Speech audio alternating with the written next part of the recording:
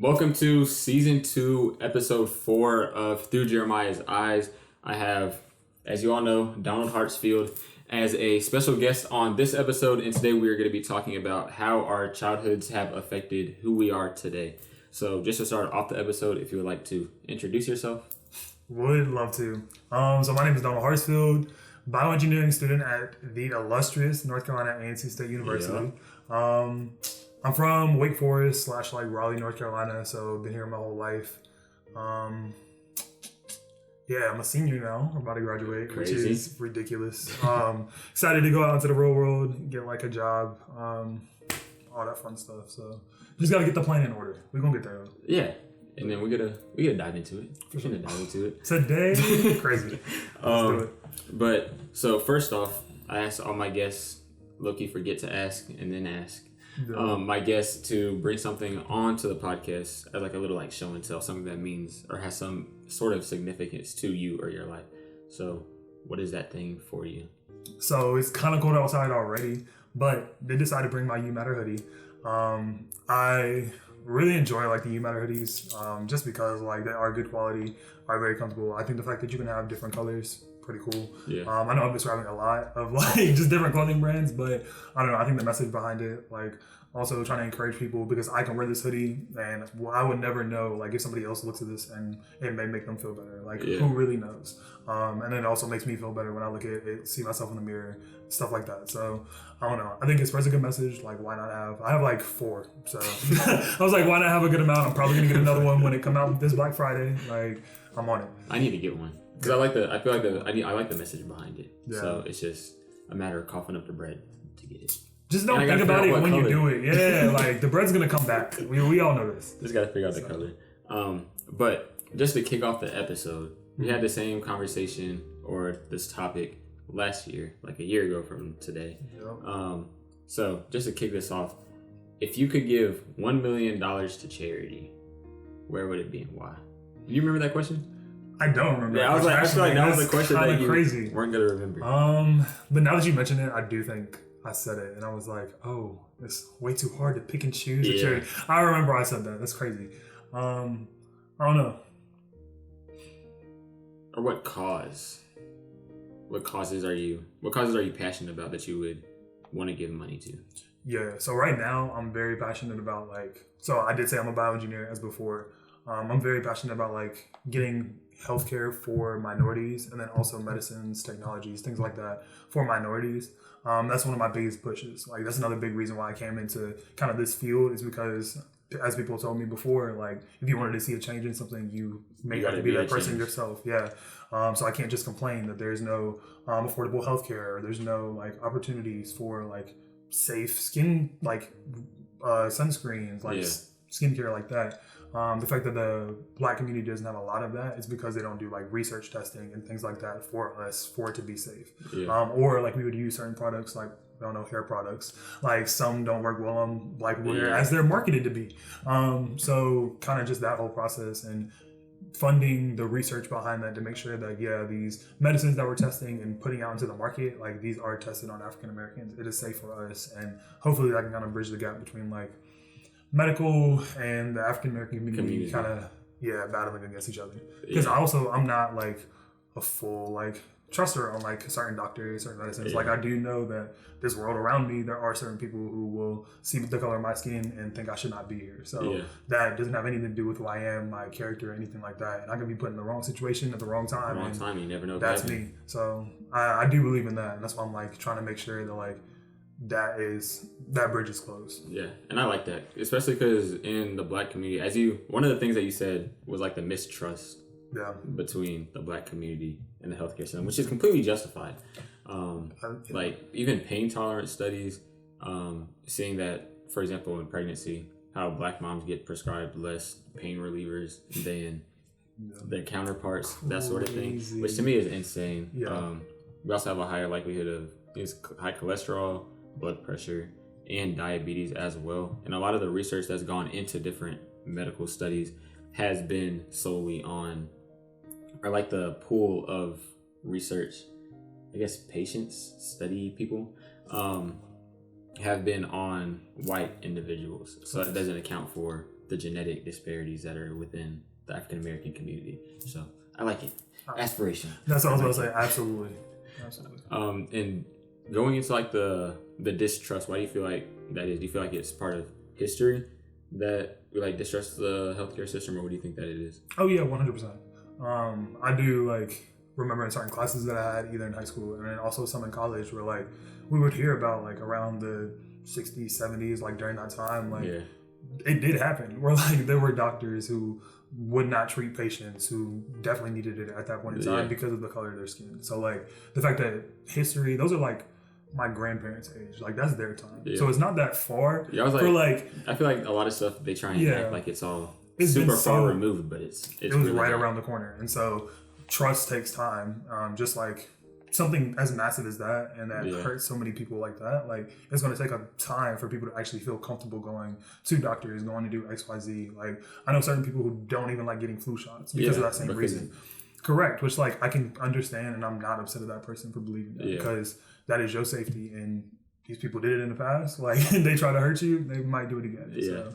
Do you feel like when you end up having a family that's gonna, or that distrust, do you feel like you're gonna try and, or how do you feel like you're gonna try and remedy that distrust, or do you feel like there are any ways that that trust can be remedied besides time? Oh, absolutely. The healing will take time and all that. Yeah, I think even now, there's more and more places that like understand this concept. Like we're not the only ones who kind of like have heard this before. So like a lot of people are advocating for that and finding places, reviewing places, making sure that like I know on certain like websites and reviews they're talking about like, oh, this is safe for African Americans, or like, oh, they're open to people of all like races, colors, things like that. And so so the fact that certain doctors' offices in certain areas are marketing that, I think that one makes it safer for us to be like, okay, this doesn't mean I'm gonna put my full trust in this, but let me at least go talk to someone. Let me at least go ask this person questions. See who the doctor is in charge, because sometimes it could be an African American themselves, and we wouldn't know because we never even went to go check. So like just finding those places to where we are safe, we can be safe, and so that's what I would try to do for my family. And I would fight like to make sure that like this person who's watching over definitely my children and my wife as well. You gotta I feel the same exact way, and I have so many ideas. I thought about a whole bunch of different types of stuff. In the same way that you have that passion behind making, like, pretty much like remedying the healthcare system by way of biomedical engineering. But remedying that in your own way. So I like that. Appreciate it. But tying into like that generational distrust of the healthcare system, and the way that, like, just generationally, if it was passed from, like, it was our grandparents and beyond that, like great grandparents, everything, they experienced it heavy, like firsthand, so they have that account. And then our parents, they have the like secondhand stories from their parents, and then that kind of gets passed down to us, and now we have this concept of the healthcare system and how it affects our people and everything. So thinking about when you have kids, how do you feel like how do you want to raise them in terms of the way that African Americans are treated in this environment, whether it's like healthcare system, how they move throughout life, corporate settings, or even just like in general, just walking around in public, having a hood on versus not having a hood on, that sort of thing. It's a great question. I absolutely love it. I honestly think that I would do a very similar style to how my parents kind of allowed me to learn about the, like, basically everything that happened with African Americans. And they allowed me to do that on my own. So like whenever I had a question, it was like, okay, I'm always open to coming and asking you a question about this because this is who we are. Or also understanding that, hey, if I ask my sisters, like I have 2 older sisters. So me going up to them and saying like, hey, like I was just wondering XYZ about this and different circumstances like that. And they would sit there and take the time to like break it down to me and explain it to me, like not try to beat around the bush, not try to do any other thing, because it's like, this is the world you are living in. And like even at like young ages, so say for example, I am in 4th, 5th grade, like it might not be major racial things that I see on my day-to-day basis, but in certain like areas or certain times, kind of. And if I'm confused, have no clue where to go, what to like do from it, especially probably by the time we have kids. social media is about to be ridiculous. It's about to be insane. So like they can probably find the answer on their own, and it's probably going to be out of pocket. Yeah, I was about to say anything in a else. totally different context and way that you would word it. Exactly. So I would have rather them come to me, especially based off of like whatever they see on Twitter, TikTok, wherever, and come and ask me about it first, and then you get the information from me, or like we can explain it, try to figure it out together, stuff like that. I feel like that would make it a lot easier, especially having those conversations initially, because I understand from a parent's perspective wanting to, I guess, like protect your kid. But you can't do it. But you can't protect them from everything. I feel like that's one of the things that I appreciate that my parents said that I also want to reciprocate.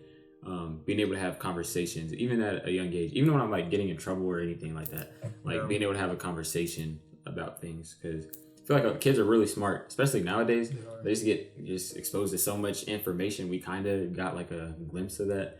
But I feel like this next generation, as you were saying, they can look up literally any questions they have on the internet and have a whole bunch of different opinions that could be right, wrong, they could be truth, fact, or fiction, anything. So it's just, I feel like that'll be an interesting dynamic, trying to raise kids one day. No matter what you say, they're going to have access to an opinion that's completely opposite of yours that sounds justified. At least to like a little kid's mind. 1000% agree. I would say like, I guess my parents definitely did protect me as a child from a lot of the stuff going around in the world, including some stuff with like African Americans. And I had to learn that by myself, especially like to the extent of how they were mistreated. That was like something I had to find out on my own. But I was protected, and then I got to where like high school, like coming to college type of thing, and that protection wasn't there anymore because like I think they understood like, oh, he is about to go to college, like let him be free. So I realized I had a lot of freedoms coming around like senior year of like, oh, I want to go do XYZ. Can I go do it? And they would say yes a lot more. And I think that like helped me, but for a lot of people who aren't, like, and we're protected still across that point, you're going to get to a point where you're not protected at some point in your life. Like you can't do it forever. So I think the later and later you wait, the like just worse the outcome. The worse it's going to be. Because they've been bottling up like different things they want to do, different things they wanted to ask, different things they wanted to try, all within 18 years. They're going to go crazy in the next year. Like it's got to come out at some point. So I don't know whether you do that then, whether some people I know who've waited till after they graduated college, and then it's like, yeah, I'm out and paying my own bills. Like I'm financially free from my parents. Now I'm going to do whatever I want. And I think a lot of parents don't get that. Like they look at protection and they're like, oh, I'm in control. Like I got it. They're not doing anything that I'm not like allowing them or will ever do it. And I'm like, where do you get that thought process from? Like I just never understood. I feel like with strict parenting, like I understand it to a point, because like that's your kid. That's literally like facts. A part of you, like half of you.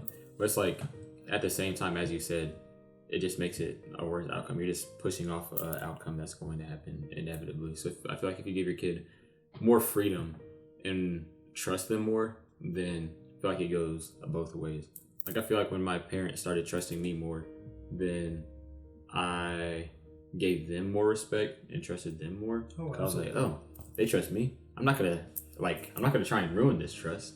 Or at least get caught too easy. That's what it was. I was like, let me not mess up that easy. But I completely agree with you. Do you feel like you were a good kid growing up? I would say yeah. I think a lot of other people around me would say yeah too. Like, especially people like if you asked it, it was like, yeah, I barely got in trouble. I made very good grades. My mom would get upset when I got like a B on a report card. Yeah, so like she wouldn't get like mad, but she'd be like, oh, you make sure like like you should be working harder. We're gonna like work better so you can get that A because I know you can do it. Like that type of thing. Yeah. So that's where I would get in trouble. The biggest thing that I would also do is just talk a lot. But I think we had a conversation about this too, where like when all of us were at a like very young age and like we were learning math and like it just came a little easy to us. It was like, okay, I'm very bored. So then what do I do? So I'm gonna start talking. I'm gonna start drawing. I'm gonna start doing XYZ, and teachers would get mad at us. And instead of having that conversation and trying to figure that out, just yell. And I had plenty of teachers that do that to me. So like in my head, I assumed I was a bad kid, but like I really wasn't. I never hit anybody. Never wanted to like hurt anybody intentionally. Whatever. I just couldn't shut up. That was the only problem, is that I wouldn't shut up. But how do you feel about like gifted and talented programs then, like in that regard? I think done well, yes. And what do you define by done well? Because I knew you were going to ask me that too.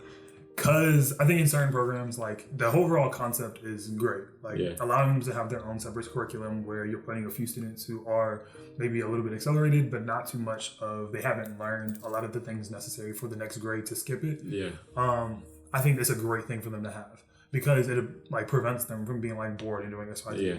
However, I was in the gifted and talented program in 3rd grade because I wouldn't shut up. They saw my grades and were like, "What is wrong with this kid?" So they put me in the program, whatever. All we did was just go to a separate room. It was dark. The chairs were weird. It was just weird energy. And then it was a different teacher who had a projector. She would just give us like just middle school, like, or 5th grade problems. And was just like, yeah, just work on it. I'm still bored. Like, I was like, I can do it, but I still don't want to. Like, what are we doing here? The impact isn't what it's supposed to have. Exactly. And I saw like a lot of the other kids, of course, white, like around me saying like, oh yeah, this is great. Like we're going to do harder like work. I'm over here like, why? Like, I was like, I don't understand the whole concept. So as a kid, I just think if it's done to where like, hey, I'm still a 3rd grader being taught in a way to retain 3rd graders' attention. Yeah. I think it could be done well. Cause like, again, working at a Boys and Girls Club, like I would never walk into a room full of 3rd graders and like talk and present myself the same way, as if they were 5th graders, because it wouldn't translate in the same way for 5th graders. I would not dumb it down and treat it like they were 3rd graders. So I don't know. I think you just have to know your audience and like, I can still teach you this higher level stuff, but I still am going to teach you at the level that retains you. I feel the same exact way about it. I was in a gifted and talented program in elementary school and middle school. But I feel like I remember mostly the elementary school one. Exactly. I was like, they pulled me out of the class, have a different teacher. We did some cool stuff like robot programming and all that other type of stuff. But it was like, it wasn't even like the thing that you were saying about coming in with like a 5th grader mindset, or the teacher teaching us we were like 5th graders when we were like 2nd and 3rd grade. Like it was more of a, we're still learning, we're going through the material 1st, 2nd grade faster than the class that we got pulled out from, but we were also getting some things outside that we didn't have in school, just like extra opportunities, which I feel like that helped a lot. But at the same time, I feel like at that young of an age, it's like I have mixed opinions, because at that young of an age, it was like I was the only black kid in that room. I was only a few black kids in the class in the first place, but then going to the gifted and talented program, it's like I'm the only one. Crazy. And then within that, you don't get the same experience as all the other students.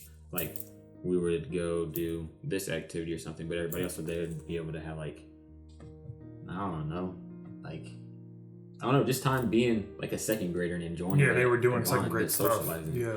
I feel like that's an important part that could get missed out on if, as you said, it's not structured correctly. But there's always going to be there's always going to be a toss up between trying to accelerate some people that stand out versus what the negative drawbacks are. Facts. But do you feel like being in the accelerated program like changed who you are now, or like so where do you think, or who do you think you would kind of be if you weren't in the program? I feel like I would be actually no a lot of my closest friends came from that program throughout like elementary and middle school, just because we had that like tight bond, and it always made me more ambitious, because like in the other classes I was just like, I already know how to do this, like you teach me how to do it, then I know how to do it. But in that class it was like, you teach me how to do it, I don't really get it, so I have to work. And I'm really competitive, I like challenges, so then having that kind of built up my, if I want something, I'm gonna go get something. So that helped build that up, and then also gave me the confidence that I was like, if I want to do something, then I can do it. I have people that I can rely on to be able to help me. That I feel like I learned that at a really young age, that it's always okay to ask for help, and then also if I want to do something, I can do it. If I want to try this, if I want to try robot programming, which that was like the first time I did it. I haven't really done it since, but it was like I got exposed to that, the world of that. So that was cool, especially at like a young age. It's just like you just need to get exposed to everything, I feel, and the fact that I got exposed to a whole bunch of things also helps me today. I feel like, or I can see how I'm interested in so many different things, and I don't have a problem doing a whole bunch of different things. Because like all that interests me, all of it's gonna help me grow. So it definitely makes sense. It definitely makes a lot of sense. Yeah, especially just knowing you too. No, okay, it's a very fair argument. I like that. I like the program though. Could take some tweaks or use some tweaks, but at the end of the day, I like it overall. Let's see. If you could have all boys or all girls, I thought I asked you this last time, but if you could have all boys or all girls, which one you have and why? Yeah, and I remember my answer from last time, and it's the same. Is it the exact same? Because I was like, let me think about it for one more second. But I definitely would have all boys. All girls is the go-to. But you can explain. I just think about having all girls, and I'm like, there's only but so much I could probably relate to them on. Like, I don't know. And maybe that's just selfish of me, because of course, like, I would have a wife, and like she would be able to relate to like all three of my daughters too. I don't know. It's like it would just be so much easier if like, yeah, I was a guy. I kind of know like a little bit more like where your head is at during certain things. Like, yeah, I don't know. I feel like it'd be cool though. All daughters. Oh, I wouldn't be mad about it. It hasn't gotten more appealing than all sons yet. I personally would not be mad at either. That's what I'm saying. But like, I definitely would be mad at either. If I had to figure out which one I feel like would be easier for me, I feel like having all guys. And then also they're pretty simple as well. Like, eat, play some sports, go outside, rock out. I do it with you. Like, I was like, it's not like anything crazy. But yeah, I just imagine like my daughter's like, yeah, I like to dance. Let's go dance. I can't really do that with you. Cause like, yeah, I don't dance and like I can't dance. So then I'm like, like that's something we have like apart. But yeah, I never played football a day in my life, but my son wants to go throw a football. Yeah, I do know how to throw a football. Like I can throw and catch a football type of thing. So that's different. Makes sense.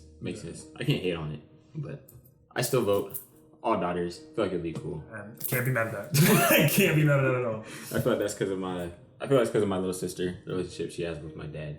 I feel like it's just like, I want that. That is all good. That's tough. Yeah. So we'll see how that goes. And then also, last question, being the youngest child, how do you feel like that's shaped who you are today? Besides being spoiled. Chill out. See, here y'all go. Because they don't know, but you're the oldest, and that's why you would just be saying that. Because we're truly, as the youngest, not spoiled. However, that's cap. I will not reject a blessing when it is brought upon. Exactly. So then if it's a blessing, don't be mad at me. But in all honesty, I don't know. I think seeing that, like, or kind of when I was growing up. So especially in elementary school, heavy. Like I would have my two older sisters. So like. At this point, my older sister was kind of in like the high school area, and then my middle sister was in like late elementary, early middle school. So I always had like someone to look up to at almost every single level by the like our age spaced out. So at a point in time when like my sister first starts like graduating high school, I'm like, oh, what is graduating high school? You know what I'm saying? And now I'm exposed to that. Or like, and then I'm like, oh, my middle sister's transitioning to high school. And then I start paying attention to her. And I'm like, oh, her junior year comes around. What is she doing? She's sitting at the table cramming for this test. What is this test? Like, it's just little things where I'm like, oh, I had two different people to watch going through both of like the things. College even itself. So like I had both of them to watch. And so then it made it easier for me to like make decisions. Because I do feel like I am very indecisive. And like I go to them for like a lot because like I kind of was there during a lot of their like trials that they had like during college or during high school, like different things like that. So I'm like, I watched when you went through it, so help me because clearly you're out of it. You know what I'm saying? Like you're right here, I already know you. So that's why I do lean on them a lot with like different advice and stuff like that. But especially coming to college, like I'm a little better, like a lot more independent. Yeah. Do you feel like you had to or ever had to battle with like living up to the expectations of your siblings or what they did? Because I feel like, or at least the conversation I had with my little brother and little sister is like the different stuff that I do. It's like they'll look at that and be like, "Oh, I have to do what Jeremiah did." Or, 1,000%. You as an older sibling is just an anomaly to me. I'm also gonna say that on behalf of them. Bless their hearts, because also especially as like my older sibling, like as I said, like she went to college. It was like the second thought to me wasn't, oh, like I probably don't have to do that. It was like, oh, what is college? How do I get there? You know what I'm saying? Like, it was an automatic thought. So then once we do get older, of course, we understand, like, oh, we do have choices. But it was also like, well, by that time we figured that out, y'all already graduated college, doing XYZ. Like, knowing that you got a full ride already, like, your siblings are probably like, yeah, like, I want to get a full ride like Jeremiah. Yeah.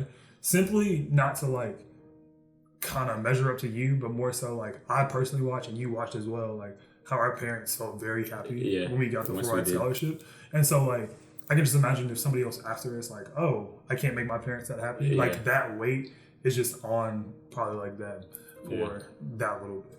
I've been thinking about it all the time. Yeah. But I mean, ultimately, that, like... I just hope it's inspirational in a way, and not like a negative way. And if it is in a negative way, then kind of get transitioned into a positive way, as you were saying. Oh, facts. Because also, you do, like, talk to them a lot. Like, my older siblings always told me, too, like, sometimes I would just be like, oh, I'm doing this because, like, you're going. But they were like, oh, well, what do you want to do? What do you want to do? Yeah, like, just keep asking them that and saying, like, oh, these options that you do think of, like, they're okay too if you do just want to try it, or just come back to what you already are planning to do. So just giving that option and making sure it's known, like, hey, you're good. Like, it should be fun.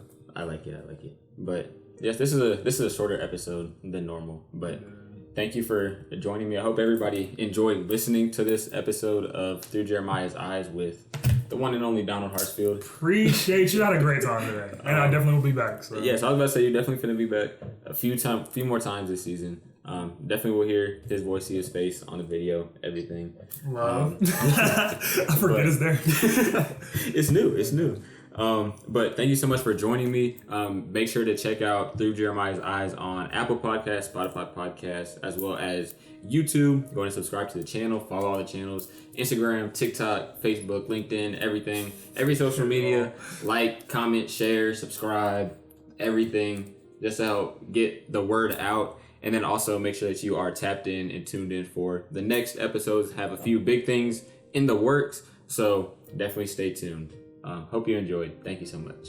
Love. Easy buttons.